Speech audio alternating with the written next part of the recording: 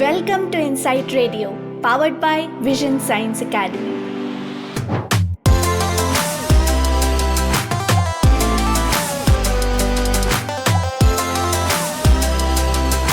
From London with Sucheta Mitra. Ladies and gentlemen, welcome to the captivating first episode of InSight Radio, powered by Vision Science Academy. We aim to delve deep into the minds of vision science experts to bring you the latest and greatest information on a variety of topics, from basic research to clinical practice and everything in between. I am Sucheta Mitra, your host, Education Engagement Manager at Vision Science Academy and Doctoral Researcher at Cardiff Metropolitan University. And I'm thrilled to embark on this eye-opening journey with all of you. This is InSight Radio, where we envision the future of vision care one voice at a time. Today, we have a very special guest who will dazzle us with her expertise and passion for optometry and myopia control. It is none other than the remarkable Dr. Glenda Aleman Moheeputh, a renowned optometrist with over 20 years of experience in the field of vision science. She is the president of American Academy of Myopia Control and Orthokeratology South Florida chapter and the lead ambassador for the Optometry Divas Miami chapter. Dr. Glenda Aleman is a well-known expert in the field of myopia management and orthokeratology. She has spoken extensively both nationally and internationally on these topics and has served as a myopia management professional affairs consultant for major companies such as Johnson & Johnson and Topcon. Dr. Glenda is a visionary who is dedicated to finding solutions for the growing epidemic of myopia. Her new venture, OK Myopia Control Experts, which aims to educate and consult fellow optometrist colleagues about myopia control treatments. She is also the owner of her private practice, iSmart Vision Care, where she provides comprehensive eye exams and specializes in treating corneal diseases and myopia control. Dr. Glenda is a trailblazer who is making a profound impact on the world of eye care. This episode will uncover the inspiring stories behind her journey into optometry and the driving force that ignited her passion for myopia control and her new venture, OK Love Myopia Control Experts. Dr. Glenda will share her innovative approach in treating pediatric patients to her initiative within the community. So, sit back, adjust your lenses, and get ready to embark on an enthralling journey into the realm of optometry and vision science. Dr. Glenda, welcome to the first episode of InSight Radio. Hi, Sucheta. Thank you so much for having me. And I am thrilled and honored to be the first guest on the very first episode. So together we are creating history. So that's very, very exciting. Thank you so much for having me. Thank you so much, Dr. Glenda, for accepting our invitation as well. Dr. Glenda, what sparked your interest into the world of optometry? I'm curious to know that. So I actually, growing up, I wanted to be a CEO of a big company. And when I graduated high school, I moved to another city, and I was picking up my sister from a job interview at an optical. When I walked in to pick up my sister, they asked me if I was there for the interview. So I said, sure, because I was already dressed for an interview that I was having at another location. Long story short, I ended up getting the job. My sister did not get the job, but I figured it was a win-win because one of us got it. And that's how I started my journey in optometry. Later on, I moved to the US, maybe 3 years after that. And when I moved to the US, I did a couple of different jobs, but really I wanted to get back into the optical business because I really enjoyed it. And I started working for Walmart, a big retail company, in the optical department as a sales associate. As the more I learned in Walmart, because it was a brand new store and I had to basically set up everything, I learned about the optical and studying something from the ground zero, it's a great experience. The more I worked, the more I learned, and the more I liked the field. So I continued on, and one day doing vision screenings, one patient wanted to get an eye exam. So I said, okay, let's go see the doctor. And he said, what do you mean you're not the doctor? And, I was like, wow, I don't know what happened when he said that. Something just went up my spinal cord, and I felt this, this feeling. And I said, you know what? You're right. I should be the doctor. So that moment, that's the exact moment where my mind shifted. And at that moment, I knew that I wanted to be an eye doctor. I was a single mom at the time, and I had 3 little kids. So I could not, realistically speaking, go straight to optometry school. So I did visit the optometry school and ask what would I have to do if I wanted to become a doctor. And that's when they told me, well, you gotta go to do undergrad first. You have to complete 4 years. And when you have that, then you come back and see us. So that's how I got started. So I did that. After they told me go to, you need to go to college first and have a 4-year degree, and then you come back. I said, okay. So I went to next door to that university. There is a community college. So I went there. I started taking classes, and I went back actually in 3 years to the optometry school. And that at that time, I already had a lot of my prerequisites, and I applied. And while in optometry school, so when I was a vision center associate, I got promoted very early in my career. I was a vision center manager. Then that moment, I started my journey to optometry school, but I first became a licensed optician. So I got my degree as a licensed optician, and going through opticianry school and learning how to do an eye exam from beginning to end, I just fell in love with patient care. So I used to love the retail side. But once you start seeing patients and doing the eye exam, I realized that I really like more taking care of the patient from the ocular health. So that's when I knew for sure once I was in opticianry school, because sometimes I wonder, maybe I'll just stay as an optician. But it really helped me to solidify my desire to become an optometrist. And the rest is history. I went to apply to my local optometry school, and I attended Nova Southeastern University. While I was there, I realized that, once we start seeing patients, whenever I was working with kids, I just have this feeling. I just love working with little kids. And my family noticed that every time I came home and I was working with children, I was just happier. So they were the ones who made the observation, and they said, my kids said, Mom, you should really work with kids. And at that time, my husband said, you really should, because you're just so happy when you come home. So I love little kids. I love working with them and helping them. And I like working with pediatrics because I feel with pediatric patients, we have the chance, we really have the opportunity to change this little kid's life. If we can diagnose a disease early in their development, we really can change their future.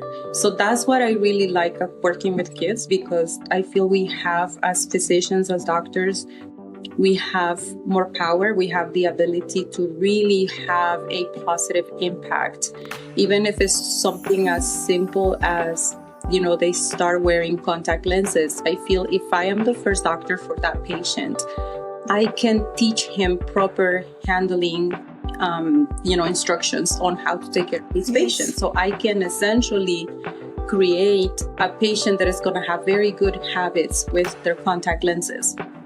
So I think that's why working with pediatrics is so rewarding for me. That was an embarking journey from starting to Walmart to your own venture. I really got inspired by your journey. It's really inspiring with your family and everything, and side by side you're managing your own business, and excel in your career. Yes, it's Dr. Glenda. amazing. Yes, definitely. Dr. Glenda, I want to know that what developed your passion for specifically myopia control, and for our listeners who might not be familiar with the term, can you enlighten us and shed us some light on myopia, what actually it is and why it is so crucial to control myopia? So myopia is the medical term for nearsightedness. In layman's terms, it's really when a patient, whether it's a child or an adult, can see objects at near, they can see them clear, but objects that are far away appear to be blurry. So that's the clinical definition of myopia, and myopia in simple terms for the average patient, it just means that they can see up close. That's why you see kids now with their phones and they're holding them really, really up close to their face because they can see here, but when they look far away, everything in the distance is blurry. So that is myopia. Yes.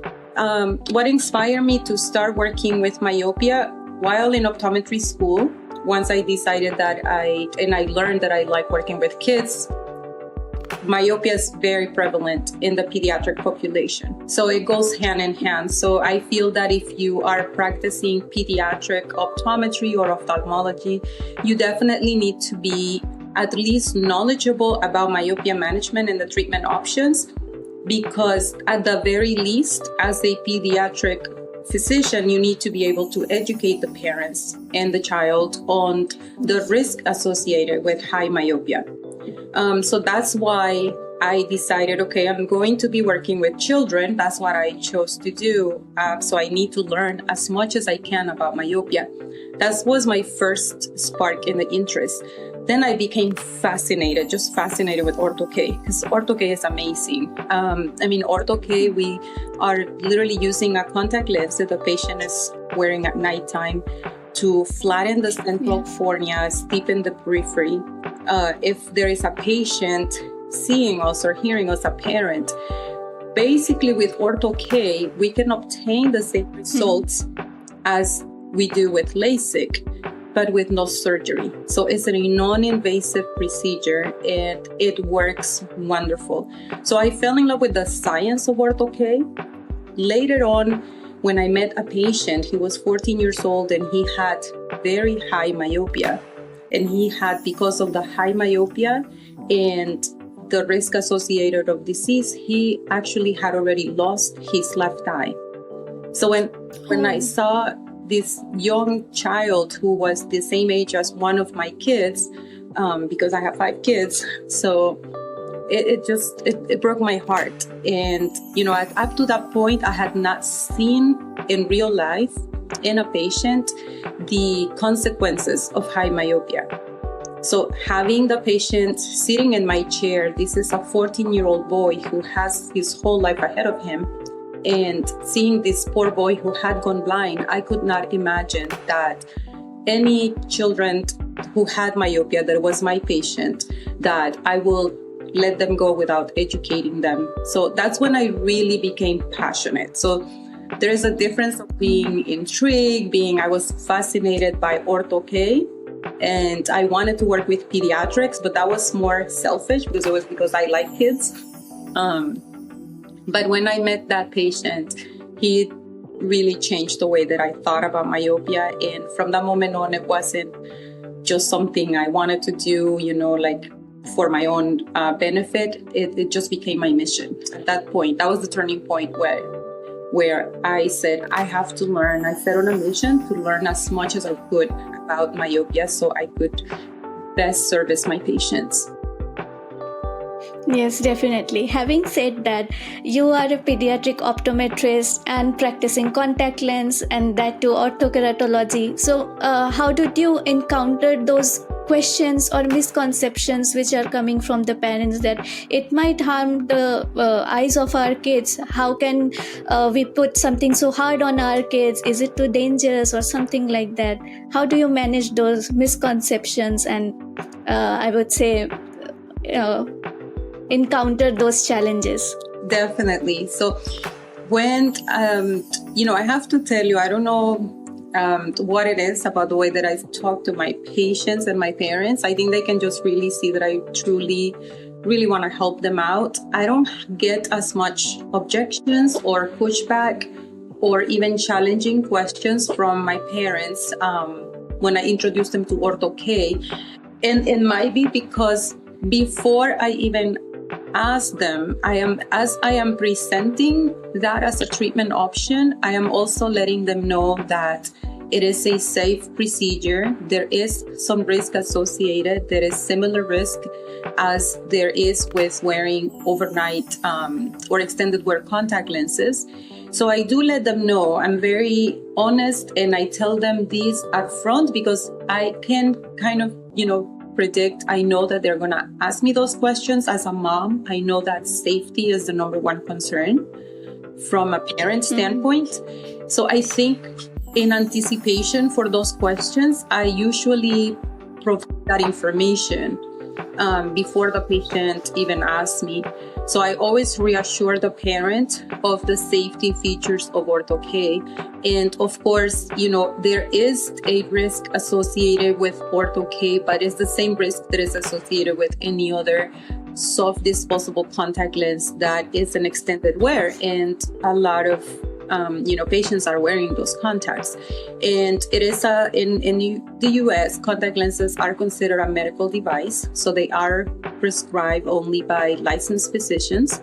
So I think that patients actually feel comforted by that because knowing that it is FDA approved in the US, it gives them the comfort level that, okay, this is something that has been tried and proven. And if the FDA approved it for children, then it must be safe. So that's how I overcome the safety. And I do give a lot of information with my parents. I always reassure them that the reason why we're telling those the patients to sleep with those lenses is because we know they're highly permeable to oxygen. So we have great materials since we first started doing Ortho-K. Materials of the lenses are starting so much better.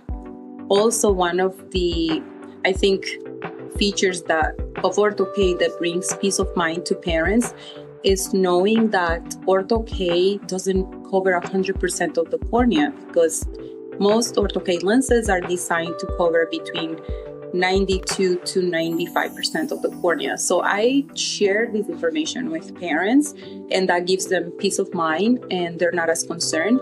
Also, I explain to them this is a medical device, so it has to be prescribed under medical supervision. And I am very strict with my follow-up schedule because I always tell the parent, the child's healthy cornea is my number one priority. So yes, we're doing this for myopia management. Yes, we want them to have clear vision, but number one priority is to make sure that their corneas stay healthy throughout the process. So we have a very rigorous follow-up schedule, and we follow up with patients on the regular basis. I also give my patients my cell phone. Yesterday was Mother's Day here, and unfortunately, one of my Ortho-K patients had a red irritated eye. It was Mother's Day. I saw them calling me. So, I pick up the phone because I know that if they're calling me on a Sunday, especially Mother's Day, there has to be something. So I helped the patient. I called in a prescription. I saw them today and everything is okay. So I think Ortho-K, either for parents who are listening or even other optometrists who, might have the same misconceptions, who might be a little bit hesitant to start doing this procedure because of the safety concerns. I think it's really important for them to understand that the lenses that are being manufactured now have the safety of the patient's cornea in mind. So the designs are all to make the lenses safe as possible. There are risks associated, but if we as doctors are responsible and managing the patients and following them up closely and give them clear, very detailed instructions, that Ortho-K can be very successful without any adverse events. Yes. And what should be the follow-up guidelines in case of orthokeratology? how frequently they should visit the clinic? Absolutely. So the first, if everything goes according to the books, we want to follow up a patient that starts Ortho-K after one night of wearing Ortho-K, after 1 week, 1 month, and 3 months. Once we are done with the first 3 months follow-up, after that, the schedule is going to be every 6 months. Unless the patient, I always tell the patient, we will see you at your next scheduled appointment, unless if there is any irritation or any unusual feeling in your corneas before the next visit. So I always leave the patient saying your next appointment is in 3 months. Unless you have any adverse reaction or any unusual irritation, I'll see you at your next appointment. So they know that we always leave the door open for them to come in if they have any concerns. Yes. So I'm curious to know, for orthokeratology to work, the patient has to sleep the night, and in the morning, next morning, the vision will be clear. But for how long the patient has to wear orthokeratology? Is there any specific months or years, or the patient has to wear that lens for his whole lifetime? Great question. And I do get this question a lot from parents. So remember, the reason that we are prescribing Ortho-K for myopia management is to control or slow down the progression of myopia. We want it to stay as stable as possible, and we want to manage the growth of the eyeball. That is the goal for every myopia management treatment. So if I get a patient who is starting Ortho-K at age 14, we know that they're going to continue to grow up to 21 to 22 years of age. Typically, we would expect myopia to stabilize once they reach adult age, and if not, around their mid-20s, typically speaking. Although I have to say that in later research, we are seeing patients who are continuing to progress. So we're now exploring adult or young adults myopia management. So going back to your question, if I have a 14-year-old, usually what I will tell the patient, look, my goal is to manage your child's myopia, prevent the eyeball from growing until they're 21. Mm-hmm. So at 21, we can slow down, we can maybe discontinue Ortho-K and closely monitor axial length to see if they are, in fact, their eyeball has stopped growing. If, let's say, the patient is 21, 22, they stopped Ortho-K, and we follow them for a period of 1 year and we did not notice any change in axial length, it is safe to say that at that time now the patient can have LASIK refractive surgery. Or they can wear their contacts, or they can wear regular glasses. So that's typically what I answer the parents. Also, and sometimes we might start with Ortho-K for a patient, but for some reason that patient might have to discontinue, we can switch them out to a different treatment modality. So we have to understand that myopia management is very dynamic, and we might start with one treatment and we might change the patient in the middle of a treatment for another one, or we might even do a combination therapy. So we know that we can do low-dose atropine with Ortho-K and also with the dual focal self-disposable contacts. So myopia management is, it's a dynamic process, and we might start with one treatment, and by the time they're 21, they might have tried soft contacts, atropine, and Ortho-K. What I have seen in my experience, I have a few patients that are now in college. So they're 18 years old, and I have given them the option, okay, you're 18 years old now, we can see where you are, because they have not progressed in the last 2-3 years, but they want to continue with Ortho-K. Yes. They love the fact that, they don't have to wear any correction during the day. So for my patients, so far, it's been every single one of my Ortho-K patients who is now a college student. So I have a couple of 19-year-olds, I have a few 20-year-olds, and every single one have chosen to stay with Ortho-K. And, I haven't been practicing myopia management for a very long time. I have been doing it for 5 years. But for colleagues that have 30 years, like Dr. Carrie Hesberg and my friend Susan Resnick, they have seen the same thing. The patients, they're not longer doing Ortho-K for myopia management. They're doing it because they just enjoy the improved quality of life with Ortho-K. Yeah, definitely. So I want to know that by what early age the patient can wear Ortho-K lenses? What should be the age the patient can start wearing it? Absolutely. So my youngest patient is 5 years old. In the US, there's really no age limitations. And I have colleagues that have done Ortho-K on patients as young as 4 years old, to my knowledge.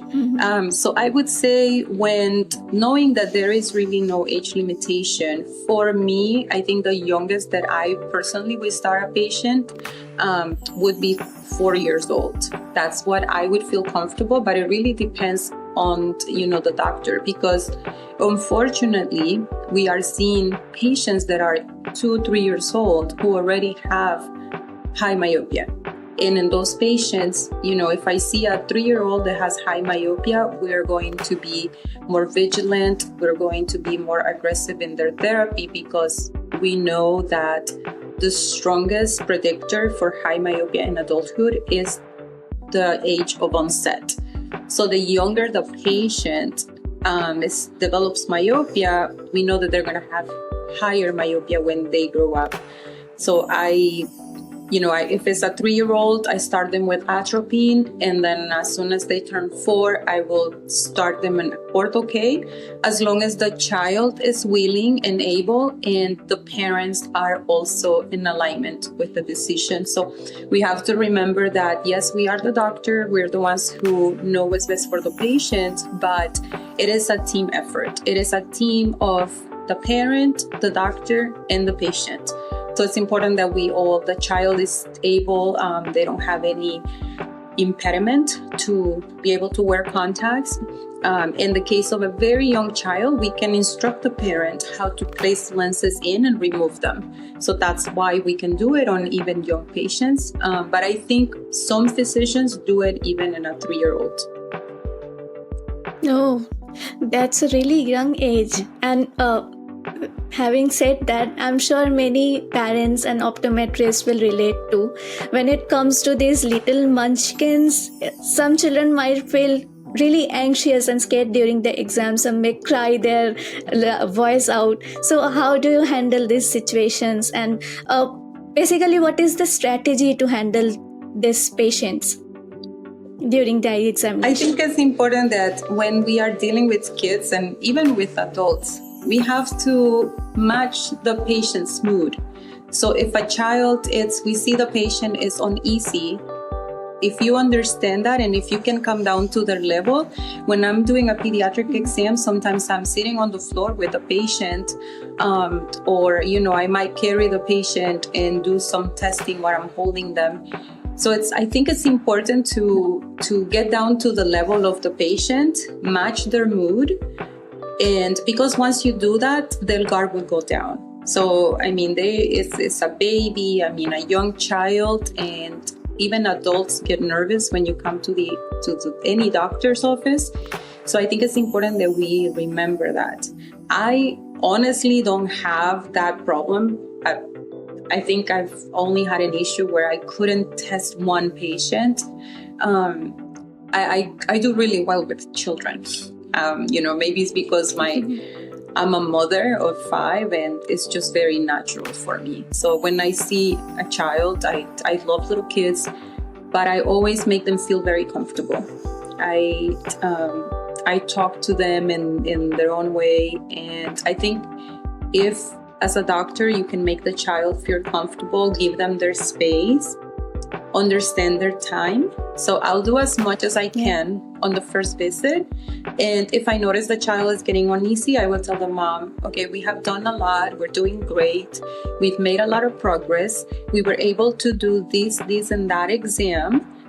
But I don't think we can continue today. So sometimes I might break out an appointment into 2 visits because we want to consider the child, and the last thing I want is for a child to think of my office and, be scared of coming in. I want them to think of my office and want to come in. So we have snacks in our office that we give them. I purposely wear very pastel colors to make the child feel more welcome. And I think all of that really helps to have a child feel more at ease. And if you don't have kids, I think we all have a child inside of us. So we gotta call out our inner child and think in one simple sentence, match the patient's mood. Yes, definitely. Because being an optometrist and that too pediatric optometrist, I know sometimes it takes a lot of different tricks and methods to calm those little ones. And you have to be a little one, first of all. Then you can see that patient. That's totally true. So moving ahead with your venture about myopia control, OK Love Myopia Control. So what is your goal towards and why it is so different from everything else? Yes. So to be honest, I used to get very uneasy because I just felt that there was not a lot of doctors doing myopia management. And I will take it very personal and I would say, why aren't you doing myopia management, to my friends and colleagues that I went to school with? And sometimes they would say, well, I would love to, I just don't know how to, or, oh, I'm just waiting to learn more, or, well, I just don't really believe in Ortho-K. So I noticed that, and I think that's true on anything in life. Sometimes we get upset without really finding out the cause or why the person is acting the way that they are. So for me, it was that. I used to get upset with my friends and I would say, why aren't you doing myopia management? Like, what is wrong with you? But actually asking them, I found out that a lot of them were actually interested in doing it. They just didn't know where to start. So talking to them, I started helping a few of my friends. And it was actually my friends who said, you're really good at this, Glenda. Thank you so much for helping me. And they would say, you spent a lot of time with me. How can I pay you? So that was very kind of them, and I was like, you would pay me? And they're like, oh, I would definitely pay for this. And they said, we go to conferences and we pay to learn. So my friends were, specifically one friend of mine, she was like, you should definitely do this. You're really good at it and you can help a lot of doctors. So it just aligned, and it was, it was like the first patient who said you should be a doctor. Something just clicked. And I realized that if I help more doctors, then it's a ripple effect. And then every doctor will help more patients. So in turn, my passion and my mission to help patients can expand and I could have a greater impact. So that was really how that got started. So I started helping out friends, and one of them actually saying they would be willing to pay for it. And then the rest is history. So I opened OK Love with that in mind. And because I had first a retail office and I started to get a lot of referrals from other doctors, I needed to just open a second location. And I didn't want to do anything else. So I said, you know what? Also, I didn't have a lot of financial resources. So I just really wanted to do myopia management. So I found out that if I did not open a full optical, I could save a lot of money on the overhead.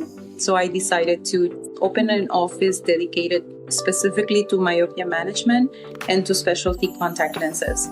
So that's how OK Love got created. And because I already had that notion of wanting to do consulting to help other doctors do myopia management, we actually designed the office with a conference room in a way that it would serve as a teaching site for doctors.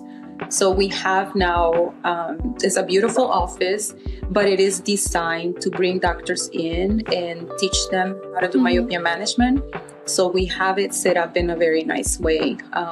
When we do our boot camps, doctors come in, they get to see a live patient go through the process. They get to see how Ortho-K works. They get to put fluorescein on the eye and check the corneas and see that we're not damaging the corneas with Ortho-K. So it's a great program, and the patients love it. They actually volunteer to come in, and the doctors love it. So it's a great experience. I love teaching other doctors, and I have gotten very good reviews and great feedback from the doctors that have attended. Yes, it is a unique idea to teach the optometrist and eye doctors to learn about myopia management, which is like epidemic in the world right now. So it is an incredible journey when you started this OK Love venture, and you are also interested in retail and business. So can you shed some light on like how can they promote myopia management and spread awareness among their patients? So are you asking us specifically in a retail setting or just in general?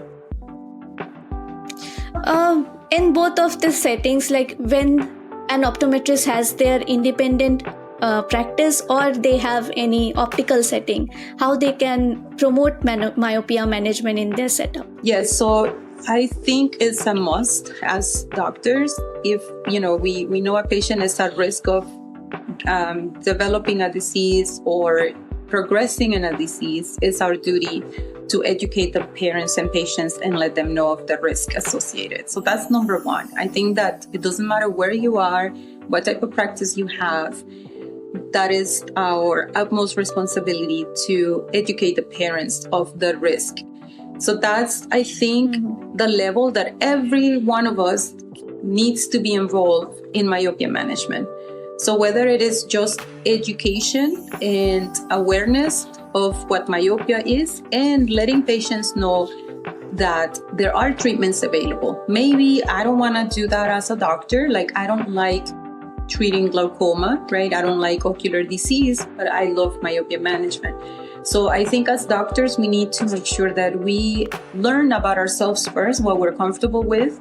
And once we find out what we're passionate about, we focus on that. But every patient, if we have a patient who is myopic, we need to be able to at least educate them, raise the awareness about the disease, treatment options. That's number one. That's the basic level of involvement. Now, if we want to actively actually implement myopia in the office, it's actually very simple. I think number one is to get the education part. We need to start planting the seed on those patients, even if we're not ready to start, because it's very hard. Every time I talk to clients or other doctors, they say, oh, I want to be ready to start doing myopia management. And the truth is, we are never going to be ready. I've been doing myopia management. I speak about myopia management, and I have to keep learning. It's a constant evolution. It's always growing, always changing. There's always new treatments coming out.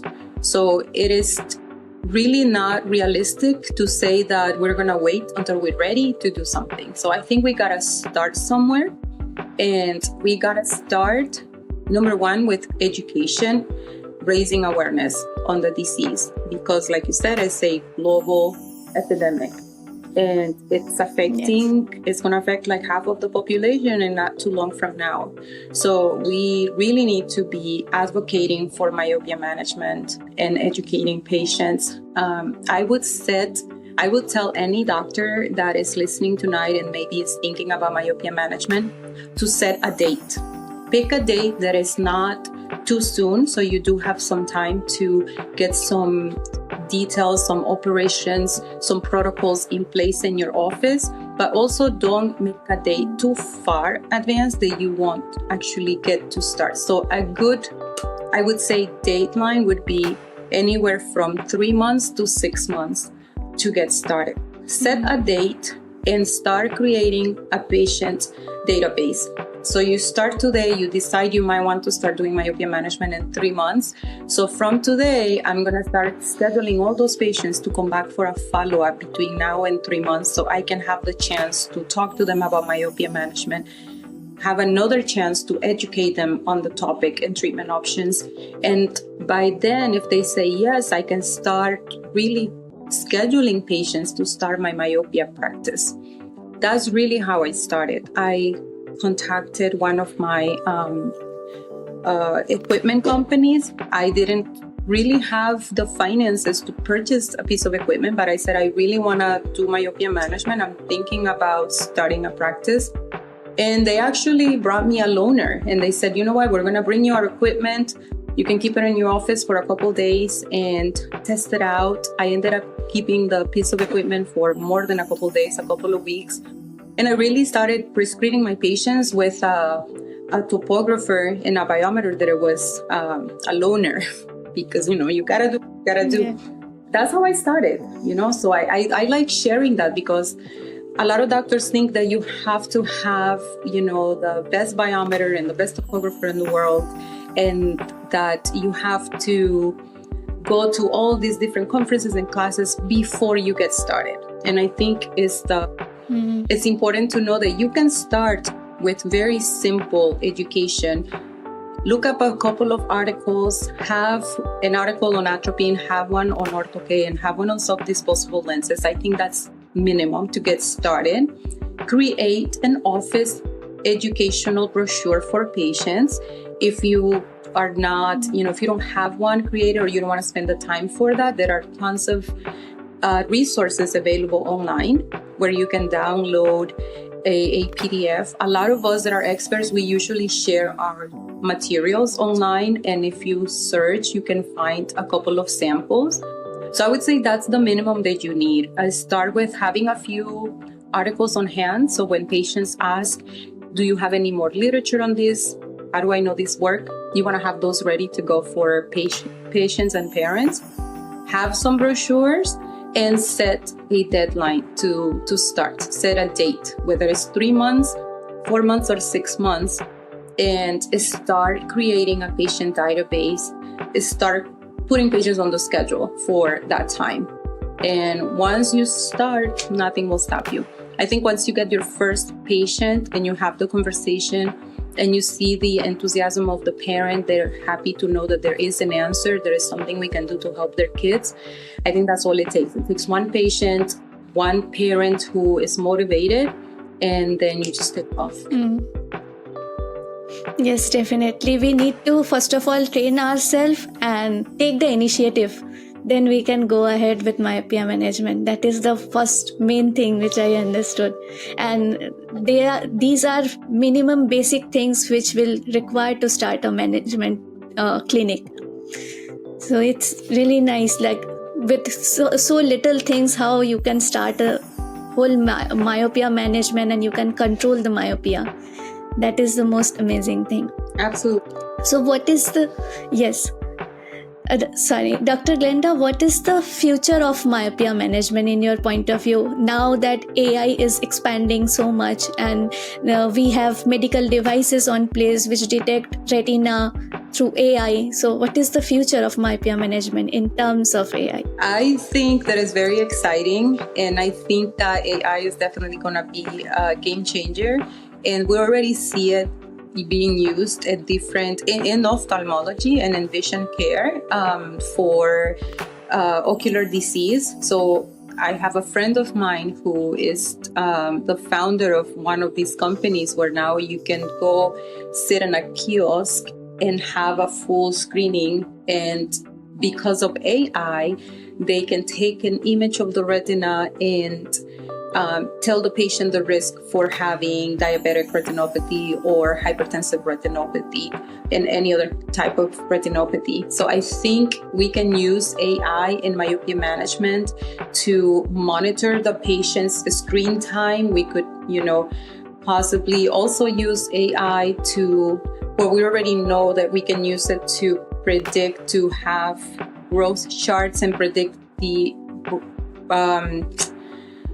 progression of myopia. So we can also use it to monitor behavior on kids. So, I imagine there's going to be some apps, somebody, a creative genius. I wish I meet someone that we can put our brains together and work on something like that. I see, particularly I'm working on a project on using mixed reality to be able to get more doctors and teach them Ortho-K. So I think the future is very exciting.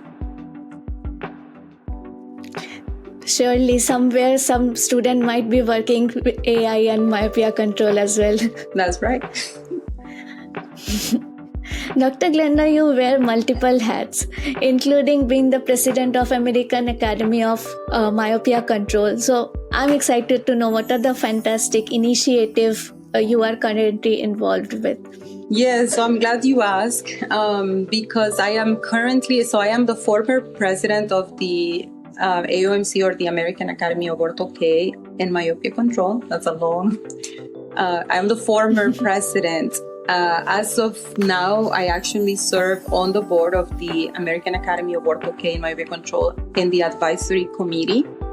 And we're very excited because we have a new president, Dr. Cheryl Chapman, and the new board. And it's very exciting to see the changes happening. The AOMC has always been a great resource for doctors, not just in the US, but around the world. There's the international AOMC.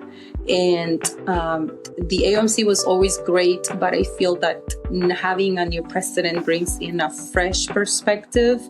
And we're very excited for all the things that the new president is working on with the advisory committee and the rest of the board members.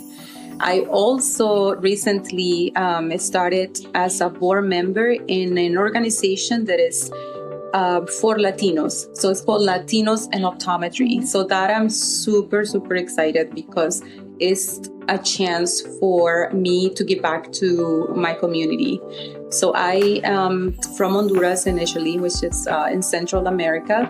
And in the US, there are a lot of Latinos, a lot of people from South America, Central America migrate to the US, for a better life. So we have a lot of Latino population, but there is a big gap between the Latino population and Latino doctors. So the purpose or the mission of LEO, Latinos in Optometry, is to increase the number of Latinos in optometry. So our goal is going to be to recruit more students to become optometrists. And I think, what else am I doing? I'm doing a lot of stuff. Doesn't remember now. But yeah, a lot of exciting projects and, collaborations with different companies on developing educational materials. So very, very exciting times. Yes, definitely. And today has been a very much insightful journey with you. So having said that, as in America, maybe the summer is encroaching. So what are the tips and tricks you want to share with our audience so that they can protect their eyes from the sun and the UV rays? So absolutely, always wear UV protection. I'm in Florida. The sun here is really, really hot. We're near the beach, so that's good. But we need to protect ourselves from the UV rays. Also take advantage of the fact that we are in summer, because we know that outdoor time has a great benefit for slowing down myopia, especially before the onset of myopia. So I will encourage parents to have their kids outside and have a little pool. Just encourage them to do more activities outside and take advantage of the summertime. And for doctors who are listening, I would tell them to encourage their patients and their parents to spend more times outdoors, because we know that just being outdoors at least 2 hours a day has a great benefit on slowing down the onset of myopia. So very, very important, critical before the onset of myopia. We're not really sure how it works once myopia is already set, but we believe there is still a positive impact on it. So more outdoor time and definitely less screen time. That's what if I have to give one advice today, it would be those two. 2 hours of outdoor activities and no more than 2 hours on screen time for kids. Yes. So, my dear audiences, summer is there, beach is out, so you go and do whatever you want to do in your beach, but take care of your eyes as well as control your myopia. It is a win-win situation. That's right. So to wrap up this insightful conversation with you, Dr. Glenda, we have learned so much in this journey. So whether you talk about spreading myopia management, patient compliances, and how to maintain the healthy eyesight of the people, would you like to give a takeaway message to our audience? So myopia management, it's great. We have wonderful treatment options. So if you have a child who is less than 5 years old, please take them to the eye doctor before they start school. I think that would be my number one advice today. It's very important that we take small kids to the eye doctor as young as possible. So first exam should be before they turn 1 year. Second exam should be around 2 years old, because of between 2 and 9 years old, it's a lot of development happening in their eyes, and before they start school. So encourage early eye examinations for our pediatric patients. Yes, definitely. And thank you so much, Dr. Glenda, for joining us today and sharing your wealth of knowledge with us. And it has been an incredible journey and conversation. And I hope our listeners have enjoyed it as much as I have. So for those listening, please follow Dr. Glenda on her journey and learn more about the amazing work she is doing in the optometry field. And I hope you will learn so much from Dr. Glenda. Thank you so much for having me. Yes. And to our audience, thank you so much for tuning in. We hope you find this episode informative and useful. Remember, your eye health is of utmost importance, so take care of those peepers. Don't forget to subscribe our podcast on our future platform. Stay tuned for more captivating conversation on InSight Radio, powered by Vision Science Academy. Thank you for watching. If you found this episode valuable, be sure to subscribe to our podcast on your favorite platform. Never miss an episode.